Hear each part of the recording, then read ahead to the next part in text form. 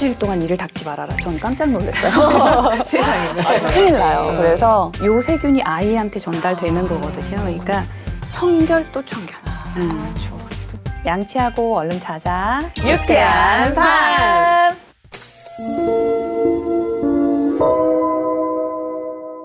치카치카. 네, 육퇴 시간이 얼마 안 남았습니다. 오늘 우리 아이와 양육자들 모두 제대로 이 닦는 방법을 알려드리기 위해서 특별한 분을 모셨거든요. 직접 소개 부탁드릴게요. 안녕하세요. 저는 엄마가 된 치과위생사 김선희라고 합니다. 너무 반갑습니다. 반갑습니다. 최근에 우리 책 오늘도 이 닦으며 1,000만 원을 법니다. 네, 이 책을 내셨어요. 네, 너무 재밌게 읽었는데 책을 쓰시게 된 계기가 있으세요? 제가 치과위생사인데요. 아무래도 제 이도 잘 닦고 다른 사람 이도 잘 닦아주고요. 또 잘 알려드리는데 이게 엄마가 되고 났더니 우리 애는 전혀 다른 문제인 거예요. 와, 이게 나한테도 이렇게 어려운데 다른 엄마들한테는 정말 뭔가 가이드할 만한 무언가가 있으면 좋겠다라는 생각이 그때 많이 들었어요. 그래서 좀 치과위생사의 시선이기는 하지만 엄마에 조금 더 비중을 두려고 노력을 했던 것 같아요. 그래서 좀 재미있게, 좀 쉽게 보실 수 있도록 하려고 노력을 했어요. 딱 필요한 챕터대로 이렇게 뭔가 이렇게 단계별로 나눠져 있으니까 읽으면서 아 이렇게 따라하면 되겠구나 싶은 생각이 들더라고요. 너무 좋아요. 오늘부터 이게 당장 좀 해봐야 될 것들 그런 정보들이 있어서 저희가 조금 빠르게 여쭤보고 아주 자세한 내용을 또 인터뷰 나누면서 이야기를 해볼 텐데요.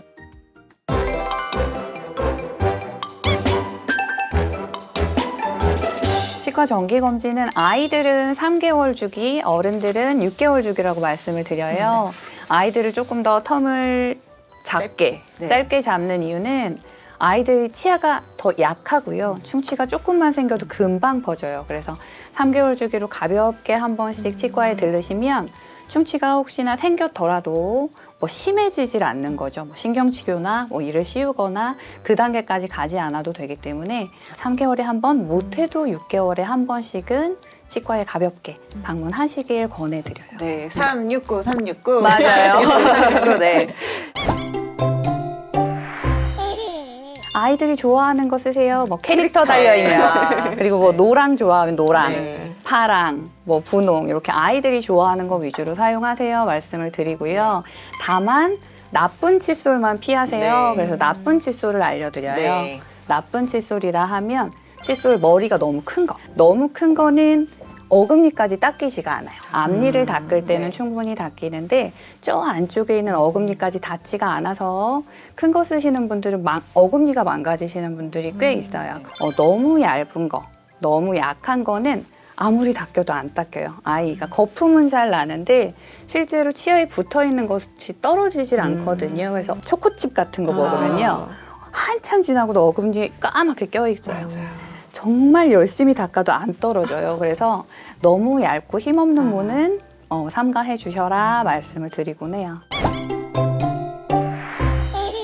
손칫솔을 조금 더 권해드리고는 싶어요. 아이들에게 특히나. 왜냐하면 칫솔질이 굉장히 어려운 작업이에요. 손과 입과 내 마음대로 이렇게 움직일 수 있는 작업이 그 시기 때 배워놓지 않으면 전동 칫솔로 드르륵 하다 보면 나중에는 할래도 못 하거든요. 그래서 어렸을 때 일단은 손칫솔로 시도를 해보고 그걸로 정말 정 안 된다 하면 그 차선책, 차선책으로 전동 칫솔을 사용하시는 것도 괜찮을 것 같아요. 이게 칫솔에 물을 묻히면 거품이 굉장히 빨리 일어나요. 그러면서 내 이가 충분히 안 닦였는데도 그 화한 너무 개운한 거죠. 금방 그냥 뱉어내 버리고 끝내시거든요. 그래서 칫솔에 물을 안 묻히고 닦아 버릇하시면 조금 더 칫솔질을 길게 하실 수 있어요. 좀 더 꼼꼼하게 닦으실 수가 있어요. 그래서 조금 더 잘 닦을 수 있는 그냥 소소한 팁 정도라고 생각하시면 좋을 것 같아요. 40년 만에 처음 알았잖아요. 맞아요. 물을 안 묻혀야 된다는 사실을. 불쏘치약에 대한 이야기가 워낙에 너무 의견이 다양해요. 근데 일단 세계적인 추세로는 이가 나올 때부터 쓰자. 생후 6개월에서 8개월 사이에 이제 아기들 앞니가 나오기 시작하거든요. 그때부터 이제 불쏘치약을 쓰셔라라고 세계적인 단체들에서 이제 권고를 하기 시작을 했어요. 그러니까 그만큼 안정성이 좀 입증이 됐다라고 생각하시면 되고 근데 그럼에도 좀 치약에 사실 불소만 있는 게 아니잖아요. 네. 불소 외에도 다른 성분들이 많이 있기 네. 때문에 그런 게 그래도 나는 조금 걱정이 된다, 네. 좀 신경이 쓰인다 하시면 아이가 좀 헹궈낼 수 있을 때 15개월에서 20개월 사이쯤 되면 아이가 조금 이렇게 주르륵 헹궈내거든요. 네. 그러니까 그때쯤부터 사용하시는 것도 괜찮으실 것 같아요. 불소도포 도움이 돼요. 도움이 돼요. 치과에서 하는 불소도포는 좀 농도가 고농도의 불소를 단시간에 치아에 이렇게 침투시키는 거거든요. 네. 치아를 단단하게 해줘요.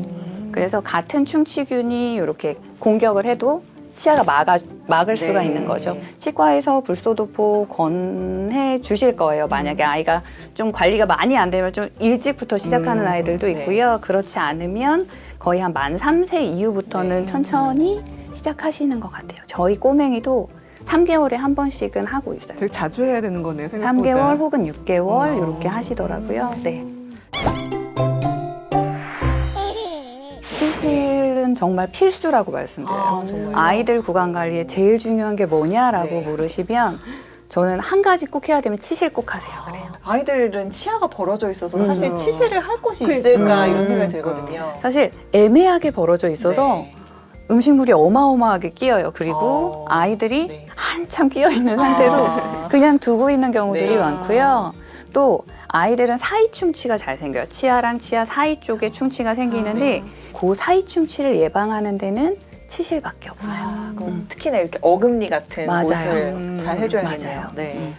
아, 참 치카도 어려운데 치실까지. 치실까지 쉽지 않은데 맞아요. 그렇죠. 네. 그래서 아침, 점심, 저녁 하시긴 사실 네. 어려워요. 맞아요. 그래서 저녁에 자기 전엔 조금 시간 있으시니까 그때는 하루에 한 번 네. 아이랑 약속하시고 하루에 한 번은 꼭 하는 걸로. 아. 네. 이게 참 어려워요. 이게 뽀뽀를 계획하고 하지 않잖아요. 맞아요. 네. 그냥 너무 예뻐서 이게 뽀뽀를 하게 돼서 네.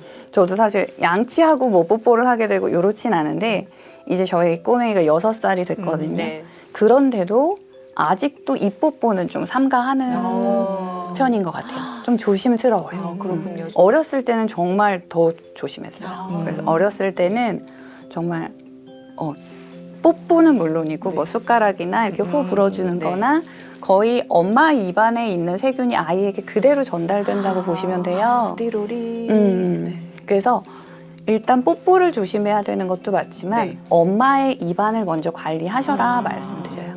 왜냐하면 엄마가 충치가 있거나 엄마가 잇몸병이 있으면 그게 아이한테 전달된다고 생각하시면 돼요. 그러니까 엄마 먼저 이를 닦고 스케일링을 받고 네. 충치가 있으면 충치 치료를 받고 그러면 뭐 아이랑 조금 이렇게 공유가 되어도 네. 좀 더 안심이 된달까요? 네. 이렇게 막 사실 뜨거운 거 먹여줄 때 막 후후 다 불어주고 그쵸. 그렇잖아요. 맞아요. 거의 제 젓가락으로 막 떠주고 그러면 안 되는 거였는데 음. 아 정말 그동안 엄청 많이 했거든요. 근데 쉽지 사랑을 않아요. 듬뿍 담아서 그냥 맞아요. 맞아요. 사랑이니까. 네. 깨물어서 주고만. 일단 네. 아이가 아이 스스로 닦는 거는 뭐 사실 마구잡이로 닦아요. 네, 마구잡이로 그쵸. 닦고 네. 나서 이제 엄마가 마무리 칫솔질을 해주시는 게 정말 중요하거든요. 네. 아이를 닦을 때는 연필 잡듯이 자꾸 닦으시는 거예요. 네. 연필 잡듯이 잡으시고 네.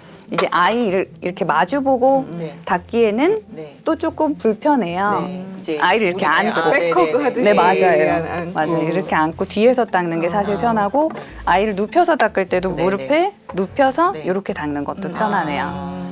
오른손으로 칫솔을 잡죠. 네. 그럼 왼손이 남잖아요. 왼손으로 입술을 살짝 이렇게 젖히고 아, 보고 네, 닦는 그러시고. 거예요. 네. 입술 아랫입술 젖히고 윗입술 젖히고 볼도 젖히고 이렇게 네. 닦아주시는데 사실 잇몸부터 치아까지 닦아주시는 거예요. 그냥 치아 씹는 면만 이렇게 닦고 끝내시는 것이 네, 아니고 네. 잇몸부터 치아까지 잇몸부터 치아까지 네. 살살 옆으로 닦아주셔도 되고요. 네. 둥글려도 되고요. 왜냐면 아이 치아가 짧아요. 네. 짧아서 정석적으로 이렇게 닦기는 어렵고요. 네. 단 잇몸부터 치아까지 닦는다만 기억하시면 돼요. 그리고 좀 순서대로 네.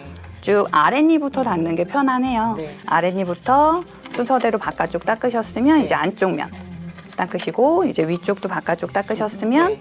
이제 안쪽 면 닦으시고 씹는 면 닦으시고 네. 혓바닥 살짝 긁어내 주시고 마무리까지 이렇게 둥글게 네. 하면서 여러 번 네. 닦아주고 네. 근데 그것도 아직 안 될 때가 있어요. 정말 잠깐도 입을 벌리기 싫어할 네. 때는 정말 한 3초라도 네. 우리 엄마들은 좀 시간을 이렇게 늘렸다 줄였다 할 수 네. 있잖아요. 1초, 2초, 1분 같은 1초. 3초 이렇게. 그래서 3초면은 또 어느 정도 충분히 네. 닦을 수 있어요. 그렇게라도 입에 그래도 칫솔이 들어갔다 나오게끔. 네. 칫솔을 안 하고 넘어가지는 않게끔 네. 해주셔야 돼요. 그렇군요. 정말 칫솔질을 끝내야 이제 육퇴를 할 수 있기 때문에 맞아요. 오늘 밤에도 정말 칫솔질 해주시느라고 분발하실 것 같은데 네. 정말 아득하거든요. 우리가 임산부였던 시절. 네. 예비 엄마들이 좀 구강 관리 필요하다 말씀을 주셨는데 네, 어떤 맞아요. 이유 때문에 그런지 여쭤볼까요? 이게 치과에 실제로 있으면서 울면서 오시는 임산부분들을 많이 네. 배웠어요. 정말 이렇게 부어가지고 배가 이렇게 남산 만큼 나와서 정말 울면서 치과를 오시고 울면서 댁에 가세요. 네. 왜냐면 치과에서 처치해 줄 수가 있는 게 없으니까 많죠. 근본적인 치료가 안 되거든요. 그래서 임신을 만약에 계획하고 계신다면 뭐 스케일링이 필요하다면 스케일링을 하시고 네.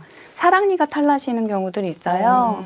그래서 사랑니나 혹은 충치가 심한 경우에도 그런 걸 좀 처치를 하시고 임신을 시도하세요라고 네. 말씀을 드리는데 네. 사실 쉽지 않아요. 임신 중에도 치아 관리가 굉장히 중요해요. 임신 중에 엄마의 몸이 굉장히 많이 변하기 때문에 네. 그래서 임신 중에도 중기쯤에는 이제 치과에 가실 수가 있어요. 네. 어느 정도의 치료는 가능하기 때문에 그 시기를 이용하시고 근데 사실 입덧을 또 하게 되잖아요. 맞아요. 네. 저도 입덧을 정말 적지 않게 했거든요. 네. 그래서 정말 칫솔질이 너무 힘들더라고요. 그렇죠. 칫솔을 저 안에 대기만 해도 자꾸 네. 역하니까 그리고 치약향이 그렇게 싫더라고요. 아. 그래서 입덧을 하시는 네. 그 예비 엄마분들은 치약을 일단 조금 향이 덜한 거, 조금 나은 것으로 네. 교체를 하시는 게 좋고요. 그리고 치약을 그럼에도 못 쓰겠다 하시면 그냥 맨 칫솔 헹궈서라도 조금 닦아주세요 말씀을 물량치. 드려요. 네. 맞아요. 물량치도 도움이 돼요. 물량치도 도움이 돼요. 어쩔 수 없을 때니까. 네. 그리고 잇몸이 그렇게 부어요. 네, 잇몸에 정말 피도 맞아요. 나고 피도 많이 붓기도 나고. 하고 맞아요. 맞아요. 그래서 임신 중에는 좀 칫솔도 미세모, 소리 좀 얇은 거, 부드러운 거 사용하셔가지고 치아보다는 잇몸 위주로 닦아주시는 게 좋아요. 이제 출산하고 나면 이제 요 세균이 아이한테 전달되는 거거든요. 그러니까 그 관리가 아이한테도 중요한 거고 엄마 스스로한테도 네. 중요한 거고. 네. 출산 후에도 뭔가 이제 구강 관리가 굉장히 중요할 것 같다는 네. 생각이 들거든요. 이제 그 임신 기간 동안 좀 어려웠던 네. 힘들었던 그 입안 상태가 이제 정상화를 찾아가는 과정인데 그때 뭐 너무 예민하니까 이를 닦지 말아라 이런 얘기가 지금도 있더라고요. 어떡하죠? 일주일 동안 이를 닦지 말아라. 전 깜짝 놀랐어요. 세상에. 아, 잘못된 썰이었고 큰일 나요. 네. 그래서 그때 역시 조금 부드러운 솔로 좀 살살살살 그래도 잘 닦아주셔야 돼요. 그렇게 해주시고 출산하고 나면 사실 치과 한번 가기가 더 어려워요. 그렇죠. 맞아요. 시간이 맞아요. 없죠. 이제 임신 중에는 내가 아기만 나오면 이제 자유로울 다- 것 같았는데. 그래서 가능하면 좀 몸 상태가 괜찮으시다 하면 그 임신 중에라도 가볍게 스케일링 한번 받으시는 것도 도움이 돼요. 네. 신생아 때 보면 여기 이제 치아가 하나도 없고 되게 선홍색 그 잇몸이 이렇게 막 반짝반짝하잖아요. 아 정말 너무 아득아득한 그 시절인데, 네. 그때 이제 신생아 때부터 좀 이야기를 나눠보면 좋을 것 같은데요. 신생아 시절 저는 사실 기억도 잘 안 나는데 그 애기들 그거 조그만한 이빨 정말 그거 닦느라고 맨날 손에다 거즈 끼우고 네. 실리콘 칫솔 같은 맞아요. 거 막 그런 걸로 네. 닦았던 기억이 네. 있거든요. 네. 그렇게 닦는 거 맞나요? 네, 치아 나오기 전에는 그냥 거즈 말씀 아. 주신 대로 손가락에 감아서 그냥 가볍게 훑어주시면 네. 되고요. 치아 나오고 저도 이제 신이 나가지고 네. 실리콘 칫솔을 손가락에 끼우는 걸 샀어요.